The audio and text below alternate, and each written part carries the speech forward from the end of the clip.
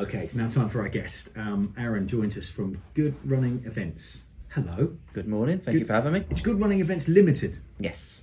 And you are the guys and girls responsible for the Great Eastern Run, Peterborough's Half indeed. Marathon. You took over this event for the first time last year? Yes, it was, yeah. How would you reflect on the success or otherwise of last year's Great Eastern Run? Overview is fantastic to bring it back. Something that had been in the mix and in the workings for a long while. It's a lot of work to be able to put together. Few teething issues, I think it's fair to say, for those that were there last year. A few challenges that we had as a team.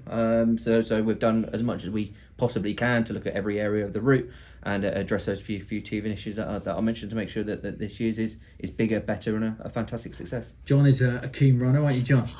Well, you wouldn't know it looking at me. I went for a run this morning, to be fair, though, trying to get back into it. Planning to do the 5K because I've got a 9-year-old daughter and I don't think she's quite ready for the 13.1 mile yet. But it's a really great thing to do. It's a good thing to do in the mornings just to freshen yourself up and everything, isn't it? How important is running to people who enjoy their running? You're someone that does this professionally. You organise half marathons and running events all over the country, not just here in Peterborough.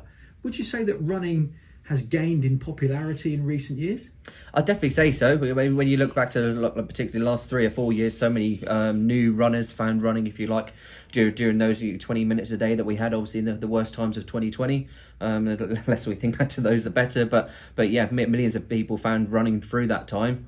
In general, participation in the industry is slightly down at the moment from pre-COVID levels, so it's much about getting as many people behind it and signing up for these events again to make sure that they're all here for the long term. And runs are huge, aren't they? Yeah, really across are. the country. Yeah, so we're down at Ferry Meadows actually on the 29th. We're doing like a bit of a partial takeover, meeting all of the runners down there and get people behive the Great Eastern Run. So we're looking forward to being down at Ferry Meadows on the 29th. Now, historically, the Great Eastern Run in this city has always been fantastic. Mm-hmm. I've got memories of hosting Great Eastern Runs going back years. I remember once introducing all of the runners and setting them off when it started from the city centre, from literally, Cathedral Square. It was where we gathered very early on a Sunday morning. Thousands and thousands of runners, off they went through the route, and then ended up on that year, I think, on Embankment. So last year you started and finished on Embankment. What changes to the route are in place for 2023? Talk us through the changes. So we've looked through every single metre of the route, obviously, as we say earlier, with all the learnings from last year. So the really exciting part for this year is that it's going to be running through the grounds of Peterborough Cathedral for the first time. First time it's ever been done. As you say, there's a long history of the Great Eastern Run taking place each year, and it's the first time ever that we've managed to get permission from the guys at the Cathedral that have been fantastically supportive. So a few other tweaks, minor changes here and there to make things better for the runners, easier for us logistically. But the start and finish is once again on Bishop's Road, just outside of the Embankment. So it's still kind of Embankment. Yeah, we'll all gather on Embankment. Yeah, we'll be off from Bishop's Road. I want to pick you up on going through the grounds of the Cathedral. And John, feel free to chip in here. I've been involved in the past in the Cambridge Half Marathon, which is a very successful half marathon every year. And they really carefully select that route to make sure that they go through many of the iconic Cambridge city centre and places. the Sunrise 5K that took place a few years ago in Peterborough, that went past the cathedral, so you could see the way it could logically be done.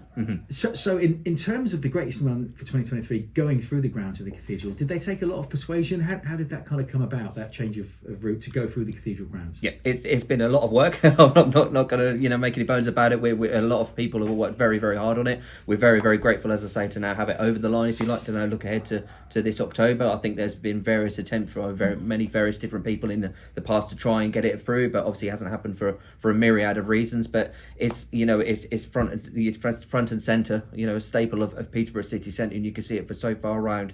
For me, it makes perfect sense to be able to take the route through it, and we're grateful that we've managed to get it done for this year. Yeah, and you've started the running sessions as well. Yes. Wednesday nights. You did the first one recently. How did that go? Tell us about those. Really, really good. So we're doing those at Bushfield Sports Centre again. Really grateful to Vivacity for hosting and providing the venue for that. So it's every other week. Started last Wednesday, the 12th. So the next one, I think, if my maths is right, is the 26th of July. 7 o'clock. You just need to arrive ready to run, ready to go. Short briefing, and then we're anywhere with 3 to 4, 5 miles run, depending on what where your fitness is at.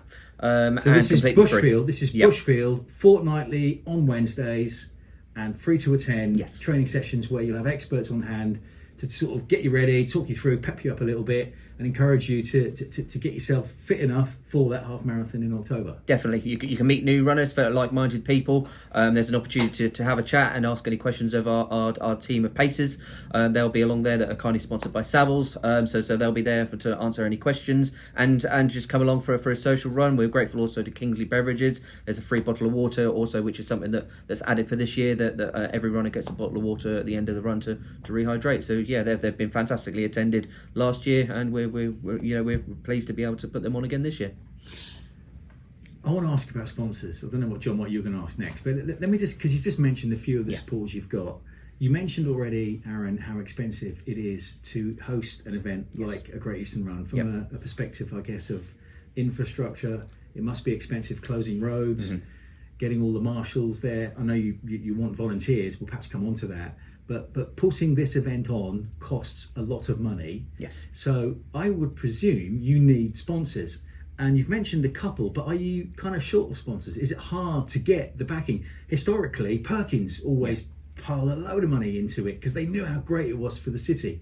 So, do you have a big key sponsor, or are you looking for one? Definitely looking for one. As you say, Perkins were always involved in the race previously. We definitely need like a new headline sponsor to be able to come in and support us. Events like this, wherever they're held, but Peterborough particularly, because it's a very, very city centre and residential route. There's a lot of roads, as you say, that do need to be closed. So yeah, we definitely need additional sponsors to come in and be able to support the event to ensure that we as Good Running can put it on year after year for the residents of Peterborough and those that travel from outside of Peterborough and come in and sign up for it. Is it a big financial risk personally for you or your company to put this event on? Because if it doesn't make money, if it loses money, I guess it's you personally that foots the bill for that. Yes, definitely. And I think looking back, as you say, to previous Great Eastern runs in previous years, I think the record year was about 2016, and I think it was about 5,500 people run the half marathon that year. So we're certainly doing the best our side, and announcing the improvements to the route that we've made to try and increase those levels of participation. So getting it to 5,500, then it can be sustainable. Yeah, and you can obviously then look to grow the event. There's more that we want to do, particularly in terms of other events and ideas for future years. But as you say, you need to make sure that the Great Eastern, at the very least, breaks even year after year to be able to keep the doors open, for the want of a better phrase. John, look in your contacts book. Let's help Aaron find a headline sponsor. Who can we get? Well, Aaron and I were at a tourism meeting the other day, and we spoke about how important things like that, the Great Eastern, are to the city as a whole. I mean, psychologically, bringing it back after COVID, I think it was a massive thing to bring it back. And when we saw, yes, it's coming back this year, it was such a big, it's such an important, iconic event for the city. You're not answering my question. Who do you know that can headline sponsor the Great Eastern Run? Lawrence Associates. We'll get back to you on that one. No, I was saying that it's and we mentioned earlier on about the cost of living and everything. Well, running after you've bought your trainers is free, isn't it? It's a free activity. Not the Great Eastern Run isn't free, but the training itself, it's something social. And how important is running? How important should it be to society, do you think? For so many reasons, there's so many aspects that you can list off in terms of your physical, your mental health, and all of the benefits there. But it's also the interesting point that you just mentioned about what it does locally. I mean, we have got 4 charity partners that we had last year. Anna's Hope being the total charity partner for the 5K Fun Run, Sue Ryder, Thoughtful Hospice. 4 charity partners last year, but up to 16 and rising for this year. A lot of new local causes that we're actually supporting through our official charity partnerships, like Live in Sport, Peterborough Women's Aid, Age UK, Cambridgeshire and Peterborough, obviously the local branch there. So there's so many local, along with the national causes, that we're now supporting through those official charity partnerships for this year. So putting on events like this, for the city, in terms of the businesses, in terms of the charities and the fundraising, is so crucial. And what's it like to complete a half marathon? I know I've done it. Yep. I felt amazing doing it. What's it like to complete something like that? You get such a high. I've done quite a few 10Ks and half marathons and even a marathon for my sins in my time, and you just get such a high getting over that finish line. You get your medal, you get your goodie bag. You've got the brag that you can then have on social media. You've got the physical and mental well-being benefits all the way through, as you say, through all of the training, and obviously the opportunity then to be able to have a chat with your friends and family about it, get them involved, and get them sign up for the next event. Because I think it's possibly a little bit of a push if you haven't signed up already to go from 0 to completing a half marathon now. it's not totally out of the question, I don't think. If you started now and put in a few K per week, I reckon within 3 months... That's a really good shout. You could, do I it. hosted a little charity fun run the other day for a company called Sharman Quinney, right? They're a local estate agency with a whole heap of branches, and they put it out to all of their staff members.